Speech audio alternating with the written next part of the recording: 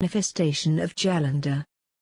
The effulgence, which had been divided by Lord Shiva into the ocean, resulted into the manifestation of a small child. This incident happened at the place where river Ganges submerged into the ocean, and which is also known as Gangasagar nowadays. The child was crying so ferociously that an environment of fear was created everywhere. The deities and the sages went to Lord Brahma to satisfy their curiosity. Lord Brahma assured them to find out the reason. He went to the seashore. The sea put the child in his lap, and inquired about the name of the child and also about his future. Meanwhile the child pressed Lord Brahma's neck, with such power that tears rolled down from his eyes. For this reason he named the child as Jalandhar. Lord Brahma told the sea that the child will become the mighty ruler of the demons. No deity would be able to kill him, except Shiva. The sea was very pleased by Lord Brahma's predictions. After Lord Brahma returned to his abode, the sea brought the child to his home, and brought up the child with great love and care. When Jalandhar grew up he married Vrenda, who was the daughter of Kulnmai. Later on he became the ruler of the demons. Battle between Jalandhar and the deities. One day sage Phrigu came to meet Jalandhar. After receiving him with due respect, Jalandhar asked him as to who severed the head of Rahu.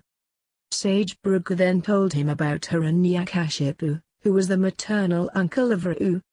Sage Phrigu also told him about Virachana, the son of the extremely charitable King Bali. Then Sage Phrigu narrated the tale, connected with the churning of ocean, and how ambrosia emerged from the churning of the ocean. Sage Phrigu told Jalandhar how Rahu's head was severed by Lord Vishnu, while he was sitting among the deities, and at the time when ambrosia was being distributed to all the deities. Jalandhar became very furious, after hearing this story. He summoned one of his messengers, whose name was Gasma, and instructed him to go and ask Indra, as to why had he misappropriated all the wealth of his father, sea, which emerged during the churning of sea. He also instructed Gasma to warn Indra about the dire consequences, unless he takes his, Indra's, refuge. But Indra sent back Gasma, without any specific assurance.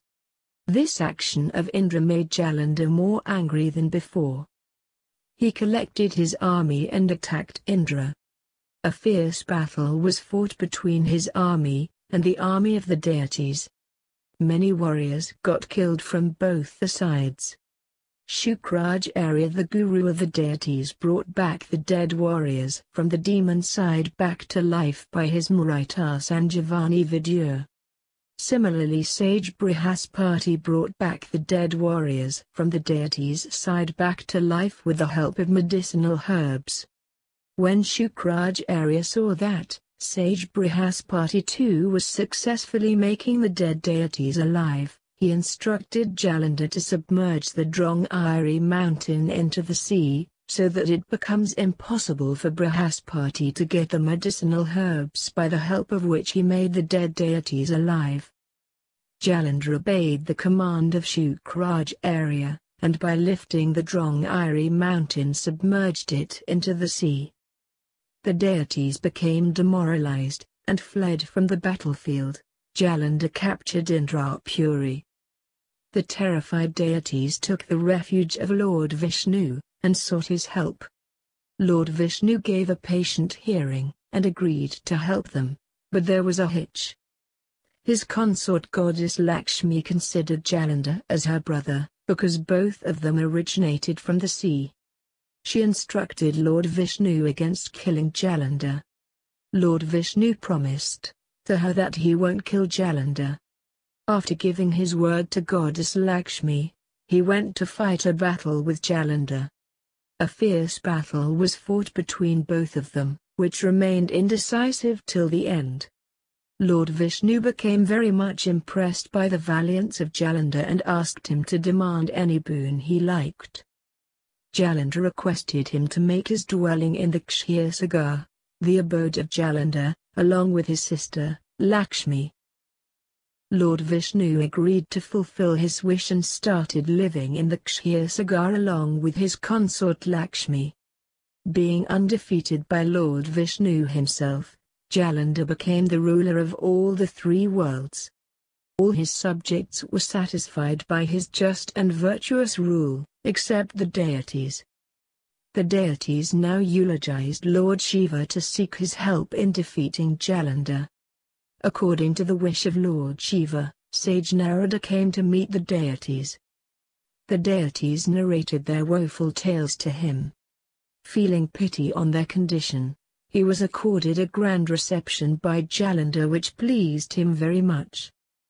Narada praised the splendors and prosperity of Jalandhar but added that it was nothing in comparison to Shiva's splendors. Narada told him that in spite of all his authority and splendors, his prosperity was still incomplete, as he did not have a consort. Jalandhar asked curiously as to where could he find his consort. According to his strategy, Narada advised Jalandhar to make Parvati as his consort. Jalandhar fell into Narada's trap. He sent Rao to Lord Shiva with a proposal to part with Parvati. Rao went to Lord Shiva and demanded Parvati, which made Lord Shiva extremely furious. His anger resulted into the manifestation of a ferocious creature, which ran towards Rao to devour him. Rao had no option but to take the refuge of Lord Shiva. Lord Shiva protected the life of Rao. The hungry creature asked Shiva as to what should he eat to satisfy his hunger. Lord Shiva instructed him to devour his own limbs. The creature followed his instructions and devoured his limbs. Lord Shiva was very pleased by his sense of obedience.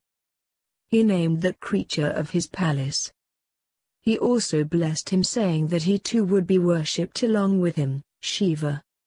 Battle between Lord Shiva and Jalandhar.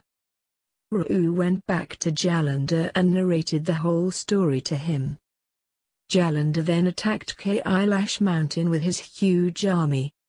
A fierce battle was fought between the Shiva Ganas and the demons. When Jalandhar realized that Lord Shiva had begun to dominate the battle, he created beautiful apsaras and Gandharvas by his illusionary powers, to divert the attention of Lord Shiva and his Ganas. He was successful in his attempt. Lord Shiva and his Ganas became enchanted by the heavenly beauty of the apsaras.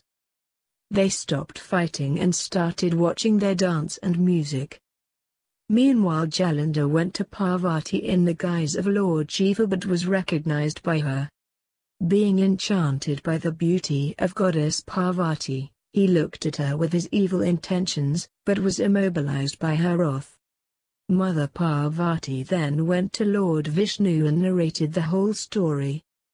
She wanted to teach Jalandhar a lesson. She requested Lord Vishnu to go to Jalandhar's wife in the guise of Jalandhar and act in the same way as Jalandhar had dared to do. Vrenda dishonored. With the help of his divine powers, Lord Vishnu created many inauspicious dreams while Vrenda was asleep. Vrenda became very restless, and when the anxieties became unbearable she proceeded towards the forest. Vrenda saw a hermit in the forest who was preaching his disciples. The hermit was none other than Lord Vishnu. She went to that hermit and prayed to save her husband's life. Lord Vishnu disappeared from the scene and reappeared, this time in the guise of Jalandhar. But Vrenda was unable to recognize the real identity of her husband. She was very pleased after finding her husband. Both of them stayed in that very forest as husband and wife for a very long time. One day, she came to know about the real identity of the person who was impersonating as her husband. Realizing that her chastity has been breached, she cursed Lord Vishnu, by saying that just as he had played a deceitful trick with somebody would deceitfully abduct his wife, and he too would wander in her search.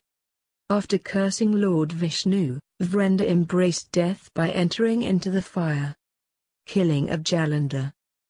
On the other side, after the departure of Parvati from Kailash mountain and after the illusionary powers created by Jalandhar had ended, all the Apsaras and Gandharvas vanished. Shiva realized that whatever he was watching was nothing more than illusion. Lord Shiva recommenced his battle. The demons, Shumb and Nishumb, came forward to fight with him, but ultimately they had to flee from the battlefield. Lord Shiva warned both of them that though they had escaped death at that moment, but they would be killed by Parvati. Now Jalandhar again arrived to fight with Lord Shiva. A fierce battle commenced between them. Finding an opportune time, Shiva severed the head of Jalandhar by his chakra which had been created from his toe. After his death, Jalandhar's soul united with Shiva. When the deities came to know about the killing of Jalandhar, they became overjoyed. They came to Lord Shiva and eulogized him. They also hailed his great achievement. After expressing their gratitude, they returned to their respective abodes. Manifestation of Amla, Myrobalan, Tulsi, Basil, and Malti. Lord Vishnu was very much saddened by the death of Vrenda. He took the ashes from the pyre and after applying them on his body started wandering here and there. The deities became very worried to see the condition of Lord Vishnu. They went to Lord Shiva and requested him to eliminate the false attachment with which Sri Vishnu was suffering. Lord Shiva sent the deities to goddess Parvati, saying that she would certainly help in this regard. The deities went to goddess Parvati and prayed to her. She became very pleased and with the assistance of Lakshmi and Saraswati, gave some seeds to them. The deities sprayed those seeds on the pyre, on which Vrenda had given up her life. 3 holy plants manifested from that pyre, Amla, Tulsi, and Malti. Later on Tulsi and Malti attained to the Vishnuloka, by the virtue of their respective penance. Birth of Shankajhuda and his marriage. Sutta narrated the tale of the birth of Shankajhuda and how Shiva killed him with his Trishula. He told the sages that Shankajhuda was born to the demon king Dhamma. Shankajhuda was in fact Sudama, in his previous life. He was born in the family of demons due to the curse of Radha. When Shankajhuda grew up, he went to Pushkar, Ajmer, Rajasthan, and did a tremendous penance to please Lord Brahma. Lord Brahma blessed him and said that he would remain invincible. He also instructed Shankajhuda to go to Bhadrakashrama where he would find his would-be wife Tulsi, the daughter of Dharmadwara. Shankajhuda went to Bhadrakashrama and married Tulsi as per the instructions of Lord Brahma. He then returned to his capital accompanied by his wife Tulsi. Shankajhuda becomes the ruler of all the 3 worlds. When Shankajhuda reached his capital after marrying Tulsi, he was crowned as the king of the demons by Shukracharya. After his coronation, Shankajhuda attacked Indrapuri supported by his huge army and defeated the deities. In a very short time all the 3 worlds were under his control. After being defeated by Shankajhuda, the deities went to Lord Brahma and sought his help in eliminating the menace called Shankajhuda. Lord Brahma then took them to Lord Vishnu. All of them were taken to Lord Shiva by Vishnu. They expressed their request to liberate them from the troubles created by Shankajhuda. Lord Shiva assured the deities that he will certainly kill Shankajhuda and hence they should not worry about him. The deities then happily returned to their respective abodes. Lord Shiva sent his messenger named Pushpadant to Shankajhuda to ask him to return the kingdom of the deities to them. Shankajhuda refused to oblige this demand. On the contrary, he expressed his willingness and readiness to fight Lord Shiva. Pushpadan returned back and narrated the whole story to Lord Shiva. Shiva kills Shankhachuta. Lord Shiva was now fully convinced about the inevitability of the battle. He first sent all his Ganas under the leadership of Kartikeya and Ganeshaw. Later on, Bhadrakali proceeded towards the battlefield with a huge army, as per the own wish of Lord Shiva himself. At last Lord Shiva proceeded towards the battlefield, accompanied by the deities. All the troops collected at the bank of river Chandrabhaga, and rested under the shade of a banyan tree. Shankhachuta handed over the kingdom to his son, and went to his wife to take her permission before going to the battlefield. His wife was reluctant to allow him to go, but he somehow managed to convince her. He then proceeded towards the banks of Chandrabhaga with a huge army. A fierce battle started between the deities and the demons. Both of them attacked each other with the most destructive weapons. But when the army of Chandrachuta began to dominate the fight, the deities fled away and took the refuge of Lord Shiva. They told Shiva of the number of deities who had been killed while fighting. After the defeat of the deities and the Ganas, Kartikeya and Ganeshaw went to fight Shankhachuta. A spectacular battle was fought between Shankhachuta and both of them. Later on they were joined by Bhadrakali. Bhadrakali would have devoured Shankhachuta without any problem, but she spared his life because of the boon given to him by Lord Brahma. Now it was the turn of Lord Shiva to join the battle, but even he could not cause any harm to him because of Lord Brahma's boon.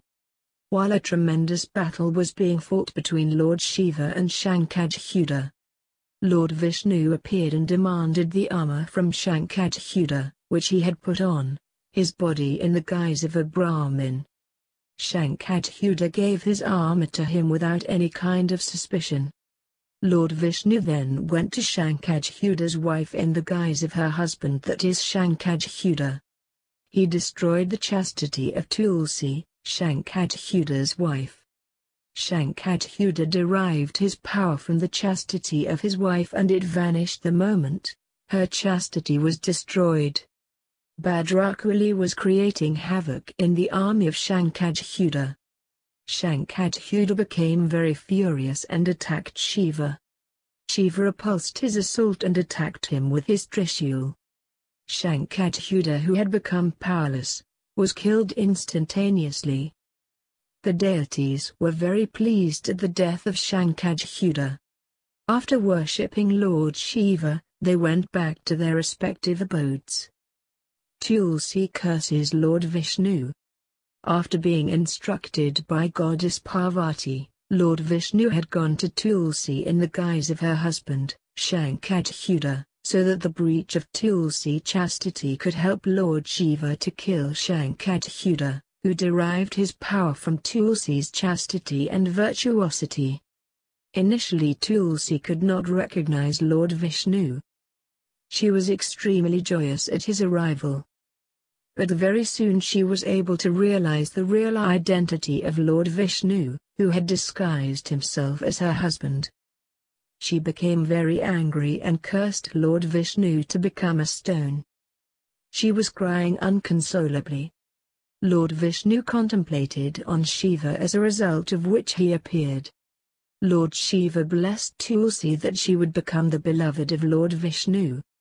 Due to Tulsi's curse, Lord Vishnu attained the form of shaligram, which is a stone, and because of Lord Shiva's blessings, Tulsi leaves started being offered to the shaligram, in the process of its worship. Killing of Hiranyaksha. While narrating the tale of Hiranyaksha's killing, Suji said, "Once, Shiva and Parvati were living at the Mandarajal mountain. Parvati playfully covered both the eyes of Shiva with her palms. This made Lord Shiva to perspire from his forehead. From this perspiration manifested a ferocious creature. Parvati asked Lord Shiva as to who this creature was. Lord Shiva told her that he was his son Andak. Parvati brought up Andak with great love and care. Hiranyaksha the demon did a tremendous penance, to please Lord Shiva, with a desire to acquire a son. Lord Shiva became pleased with his penance and appeared before him. He asked Hiranyaksha to demand any boon, which he promised to fulfill. Hiranyaksha expressed his desire to have a very powerful and mighty son. Shiva decided to give Andak to him, who at that time was being brought up by Parvati. Hiranyaksha brought young Andak along with him. With the help of Andak, he conquered all the three worlds. He lifted up the earth and proceeded towards the netherworld. The deities became very terrified. They prayed to Lord Vishnu, and when he appeared they requested him to kill Hiranyaksha. Lord Vishnu killed Hiranyaksha in his incarnation of boar. After killing Hiranyaksha, Lord Vishnu made Andak the king of Netherworld and placed the earth at its original location. Killing of Hiranyakashipu. Hiranyakashipu was filled with grief when he heard the news of his brother's death. To avenge Hiranyaksha's death, he started to torment the deities. Becoming homeless, the deities started wandering here and there. Hiranyakashipu was still unsatisfied. He wanted to acquire more power and authority. He went to the Mandarajal mountain and started doing a tremendous penance to please Lord Brahma. Lord Brahma appeared before him and asked him to demand anything he wished to be fulfilled. Hiranyakashipu said, "O Lord, bless me so that I do neither die during the day nor during the night. Neither on the earth nor in the sky. Neither by the deities nor by the demons. Neither by a human being nor by an animal. Bless me, O Lord. Oh, that I do not get killed by any type of weapon." Lord Brahma blessed Hiranyakashipu and said, "So be it." Now, Hiranyakashipu became more ruthless and arrogant. He declared himself the Almighty God and ordered his subjects to worship him and his idol. His son, Prahlada, was a very great devotee of Lord Vishnu. He did not pay heed to his father's command and continued to worship Lord Vishnu. Hiranyakashipu tried to kill Prahlada many times, but each time he survived by the blessings of Lord Vishnu. When Hiranyakashipu's atrocities crossed all its limits, the deities went to Lord Vishnu and requested him to kill Hiranyakashipu. Lord Vishnu appeared in his incarnation of Nrsimha, half lion and half man, and killed Hiranyakashipu with his sharp nails, during the dusk. After giving his kingdom to his son Prahlada, Lord Vishnu went back to his abode. Shiva teaches Murita Sanjivani Vidya to Shukracharya. Shukracharya did a severe penance for 5,000 years to please Shiva and acquire the secrets of Murita Sanjivani Vidya, bringing back dead person alive, from him. When Lord Shiva did not appear even after such a tremendous penance, then he indulges himself in severest form of penance, by quitting having food and water. He now started living only on air. This continued for thousands of years. Lord Shiva became very pleased with his penance. He manifested from the very Shivlinga Shukracharya had been worshipping till now. He taught the secrets of Murita Sanjivani Vidya to him and told him that by the help of this Vidya he would become capable of making alive the dead persons. Lord Shiva also blessed Shukracharya to become a star and attain respectability among all the planets. After blessing Shukracharya like this, Lord Shiva disappeared into the same Shivlinga from which he had appeared. Battle between Lord Shiva and Andak. Once, Andak brothers jokingly told him that, since his real parents were somebody else, Shiva and Parvati, he was not fit to rule them. Though they had told this in good humor, Andak was very much saddened by their remark. He relinquished his throne and went to a deserted place in the forest and started to do a severe penance. Lord Brahma became very pleased by his penance, and appeared before him. He asked him to demand anything he wished to be fulfilled.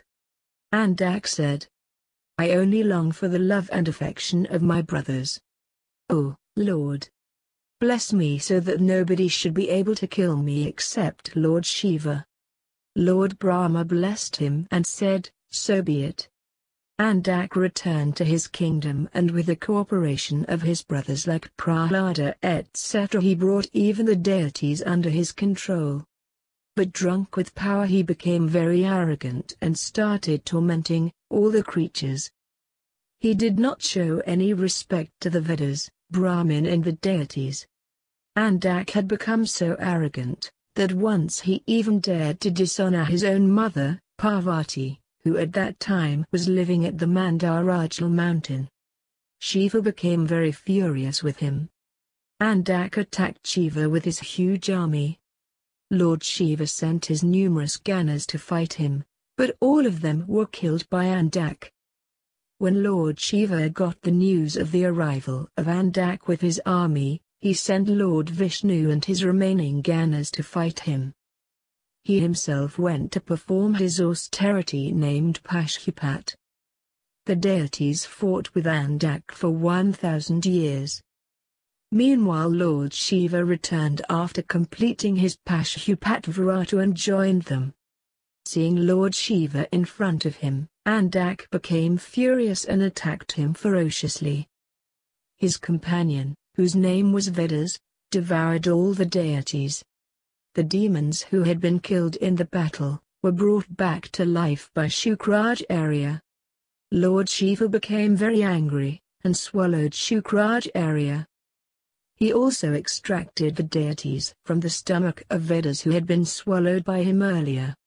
After that, Lord Shiva attacked Andak with his trident, which injured him.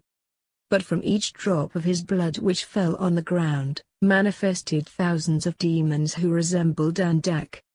Lord Shiva then instructed goddess Chandika to drink the blood, while he killed all the demons. Goddess Chandika followed the instructions of Shiva and drank each drop of blood, which oozed out from the wounds of the demons, and did not let single drop of blood to fall on the ground. After killing all the demons, Lord Shiva lifted Andak with his trident and hanged him between the earth and sky. Andak remained there for a very long period of time, bearing the heat of the sun and the showers of rain. But he remained alive. Ultimately he had to take the refuge of Lord Shiva to save his life. Lord Shiva became pleased by his eulogy, and made him his Ganadhis, leader of all the Ganas. When Lord Shiva swallowed up Shukracharya, he became very restless, and started to find out a way through which he could come out from Shiva's stomach. But all of his efforts went in vain.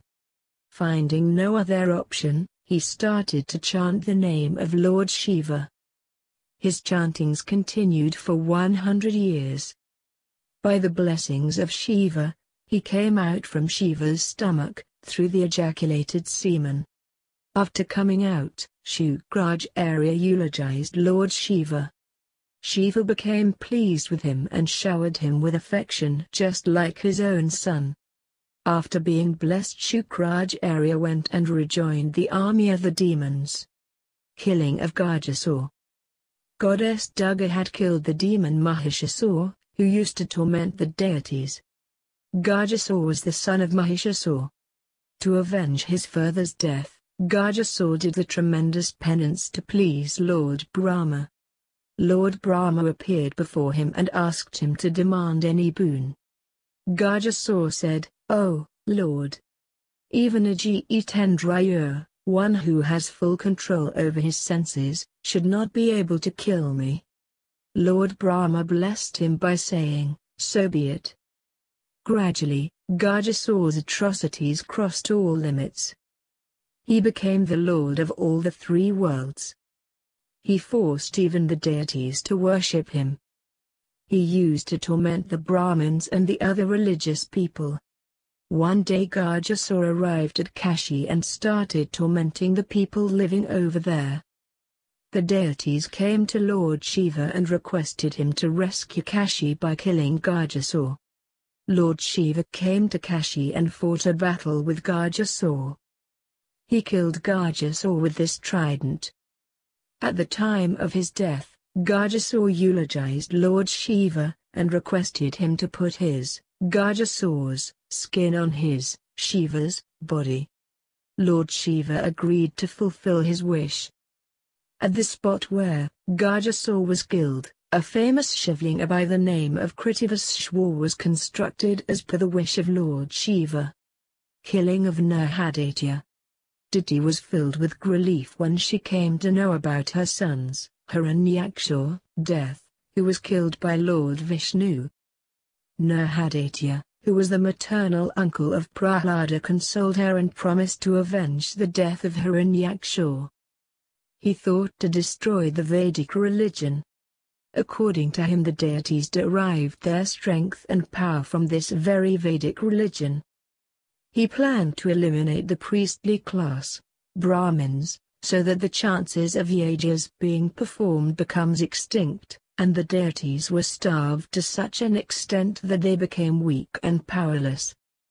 Thinking that, then it would not be very difficult to kill the weak deities, Nirhadatya arrived at Kashi to execute his plan, which during those time, was the chief center of the Brahmins. He attained the form of a tiger and stationed himself in a nearby forest. He used to kill any Brahmin who used to come over there to collect kaushal grass and fuel. With the help of his illusionary powers, he used to attain the form of a hermit during the daytime and lived among them. But during the night, he used to enter into the houses of the Brahmins in the form of a tiger and used to devour them. On one night of Shivratri, when a Brahmin was busy worshipping Lord Shiva, Nirhadatya, who was in the form of a tiger, entered the temple. But, since the Brahmin was engaged in the worship of Lord Shiva, he could not harm the Brahmin. Lord Shiva emerged from the very Shivlinga, which the Brahmin was worshipping, and punched the demon with his clenched fist, so hard that he died. Killing of Vidal and Outpal. Long ago there used to live two demons by the names of Vidal and Outpal. Both of them did a tremendous penance to please Lord Brahma. After being blessed by Lord Brahma, they became very arrogant and started tormenting the deities and the Brahmins. The deities went to Lord Brahma and sought his help. Lord Brahma told them that both the demons would be killed by goddess Parvati very soon. He also instructed the deities to eulogize Shiva and Parvati to seek their blessings. The deities went back and started eulogizing Shiva and Parvati. One fateful day, Vidal and Outpal arrived at the place where goddess Parvati was having amusements with her companions. Vidal and Outpal had disguised themselves as the Ganas of Shiva. Lord Shiva recognized the real identity of the demons. He signaled towards Parvati, pointing towards the demons. Parvati, who was playing with a ball with her companions, understood what Lord Shiva meant to say. She hit both of them with the ball, with such force that both the demons died on the spot. The ball then fell down on the ground and transformed into a Shivlinga, which became as Kandkshwar. The deities became very pleased at the death of Vidal and Outpal.